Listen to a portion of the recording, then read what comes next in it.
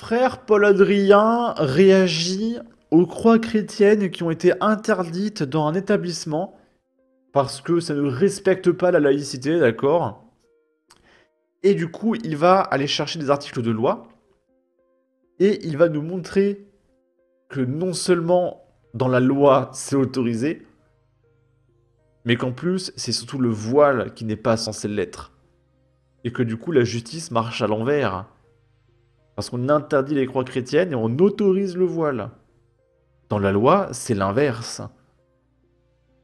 Il va nous expliquer ça. Est-ce qu'on a le droit de porter une croix à l'école? Cette semaine, on a pu voir ça sur Internet. Le principal d'un collège public à Clisson envoie une lettre aux parents d'élèves pour dire qu'à l'occasion du carême, trop de croix catholiques sont apparues à l'école. Bon, c'est un sujet compliqué, hein. Donc avant de s'énerver, on regarde ce que dit la loi. Saint Paul dit « Soyez soumis aux autorités, elles ont... » Oui, mais les élèves chrétiens, ils voient qu'il y a 3/4 des élèves qui se pointent en voile, alors ils se disent, bah je peux venir avec ma croix. Et là vous dites, bah non, non, pas la croix par contre, non. été voulues par Dieu. Ça remet un peu de passion, là on risque de se faire emporter. Et la loi en France, elle est parfaitement claire, elle date d'il y a 20 ans. Je vous ai retrouvé le texte dans legifrance.gouv.fr. Voilà ce qu'elle dit. Le texte est parfaitement clair. Les signes et tenues qui sont interdits sont ceux dont le port conduit à se faire immédiatement reconnaître. On vous donne des exemples. Le voile islamique, la kippa, et c'est là que c'est intéressant, ou une croix de dimension manifestement excessive. Et ensuite on continue.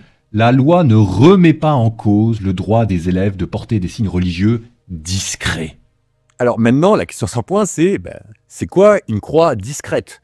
Est-ce que ça va être une croix qu'on va vous demander de mettre sous le t-shirt? Ça, la réponse est non, c'est une interprétation abusive de la loi. C'est pas ce que dit le texte. Une croix discrète, c'est une loi, je vous ai trouvé ça sur le site du Sénat. Là aussi, le Sénat, c'est une croix qu'on va porter à la manière d'un petit bijou et qui permet l'affirmation discrète et intime de sa foi. Comme il donne des exemples, une médaille de baptême, une petite croix, une main de Fatma. Donc c'est parfaitement clair, vous avez le droit de porter une petite croix. Maintenant, la loi va peut-être évoluer, mais en l'état actuel des choses, il faudra que le législateur le dise, parce que pour l'instant, c'est ce qu'il vaut, quoi. Maintenant, petit commentaire final, oui, c'est important de ne pas se faire marcher sur les pieds. Maintenant, le but, c'est pas d'avoir raison. Le but, c'est d'aimer Dieu et d'aimer son prochain. Donc vous mettez les deux ensemble, d'accord? Je vous fais confiance. Voilà, donc si un juge pourrait nous expliquer pourquoi les croix sont interdites et les voiles sont autorisés, on aimerait comprendre. Je rappelle, récemment, qu'il y a ce professeur qui a voulu annuler l'interruption d'un jeûne du Ramadan. Et du coup, il s'est fait insulter par des islamo-gauchistes. Parce que oui, la laïcité, on a le droit de fêter le Ramadan. À l'université, dans des classes, bien sûr. Par contre, les croix catholiques...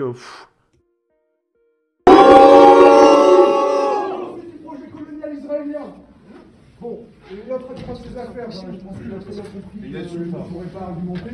Mais c'est pas la seule chose. Ce monsieur est pro-Assad. Vous connaissez tous le dictateur. Excusez-moi. Malheureusement. Bah non, monsieur. Non, on n'a pas fini. C'est pas fini. Jean, monsieur, c'est la police.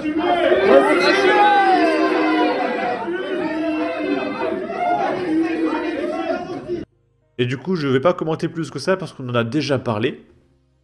Mais si je vous remontre ce passage, c'est parce que le professeur a pris la parole.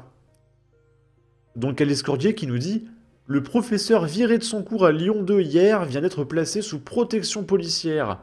Il a juste dit que c'était pas normal que l'université serve à organiser la rupture du jeûne du Ramadan. La charia en application en France. » Et là, il a pris la parole sur BFM. Oui, bien sûr, je vais porter plainte avec le soutien de l'université. La présidente a fait un signalement au parquet. Donc j'ai obtenu la protection fonctionnelle et je vais déposer plainte demain ou début de semaine prochaine parce qu'on ne peut pas laisser ces agissements de cette façon. Ça fait depuis 2 ans, depuis... Puis à la fac, ils sont majeurs, les jeunes. On pourrait les mettre en prison. Genre 1 mois ou 2 pour les calmer. Un petit mois, 2 mois. Parce qu'il faut respecter la loi. Les croix sont autorisées. Le voile et fêter la fête du Ramadan, ça, c'est pas autorisé. le 7 octobre, que la tension monte. Les étudiants juifs à Lyon 2 sont terrorisés, ils n'osent plus venir. J'ai des témoignages, je pourrais les fournir, d'étudiants qui sont tétanisés à l'idée de voir ces groupes arriver. Ils imposent un terrorisme intellectuel. Ils organisent des conférences sur la Palestine. C'est pas des conférences, c'est pas des débats. C'est de l'endoctrinement. Il faut absolument que ça cesse. Il faut que l'université, il faut que le ministère de l'Enseignement supérieur prenne la mesure de ce qui se passe réellement. On a des gens, des islamistes qui font de l'entrisme dans ces groupes, dans les syndicats, pour imposer leur doxa. Ce n'est pas tolérable. Fabrice Balanche, est-ce que c'est la première fois que ça arrive et est-ce que vous allez continuer à partir de là, lundi, d'assurer vos cours ? En ce qui me concerne, oui, c'est la première fois que ça arrive. Je sais que d'autres collègues ont été chahutés dans le passé. Bon, j'ai pas cours lundi, mais mardi, je vais reprendre mes cours normalement. Oui, il n'y a aucune raison de plier. Ce n'est pas à moi d'avoir peur, ce n'est pas à moi de me cacher. Et du coup, on va terminer cette vidéo avec des petits commentaires de gauche ici et là. On va commencer avec Bleu, Blanc, Rouge qui nous partage. Voilà le type de pancarte que vous pouvez trouver dans une manifestation féministe d'extrême gauche. Ces gens sont vraiment fêlés. Et la pancarte c'est « Un bon père est un père mort ». Alors je sais pas c'est quoi son background avec son père, mais elle doit en vouloir à son papa. Peut-être que son papa il est très riche, il est bourgeois. Et du coup, il travaillait beaucoup, alors il voyait pas sa gamine. Et du coup, son papa lui manque. Voilà. Franchement, mais... Et là, c'est Ilan Gabé, qui était en top tweet tout à l'heure. Ce mec, je vous le garantis, dans les 10 prochaines années, ce sera un député de la France Insoumise. C'est obligatoire. Il est là dans les meetings, ici et là. Tu sais pas pourquoi il est là. C'est juste un lycéen, mais il est là dans tous les meetings. Il est souvent en top tweet parce qu'il dit tellement de conneries que tout le monde se fout de sa gueule. Et il fait des millions de vues d'humiliation. Je vous garantis que dans les 10 ans, il sera député de la France Insoumise. Comme le petit Manès Nadel, c'est obligatoire. Et là, il nous dit, faut-il abolir l'héritage? Débattez. Parce que oui, quand tu travailles toute ta vie, tout l'argent que tu as accumulé, il faut pas le donner à ta famille. Il faudra le donner aux migrants de la gaieté lyrique. Et ça, c'est l'humanisme. Mais vous vous rendez compte? Ils vont s'en prendre à ce que vous avez accumulé toute votre vie, quoi. Après, il y aura sûrement des moyens de contourner. Vous donnez votre argent avant de mourir. Enfin, je sais pas, c'est compliqué. Et vous vous rendez compte, quoi. Ils vont vous dépouiller jusqu'à la moelle.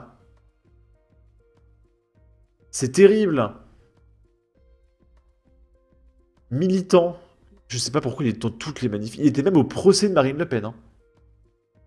Je sais pas pourquoi il a autant de droits. Qui est-il? Je ne sais pas. Tiens, on va regarder sur Wikipédia. J'ai pas trouvé de page Wikipédia sur Ilan Gabé. Donc j'ai demandé à Grok. Et il m'a dit ceci. D'après les éléments glanés sur le web et les posts sur Twitter, il semble que le papa d'Ilan Gabé, dont le prénom serait Georges Gabé, selon certains posts sur Twitter, serait un enseignant-chercheur et syndicaliste français. Oh, son papa serait un doctorant? Mais ça alors, moi je pensais que son papa était un ouvrier. Je pensais que son papa serait un maçon, un éboueur, un plombier. Qui l'eût cru? On le décrit comme actif dans l'opposition aux politiques sanitaires du gouvernement, notamment pendant la période de la crise du Covid-19.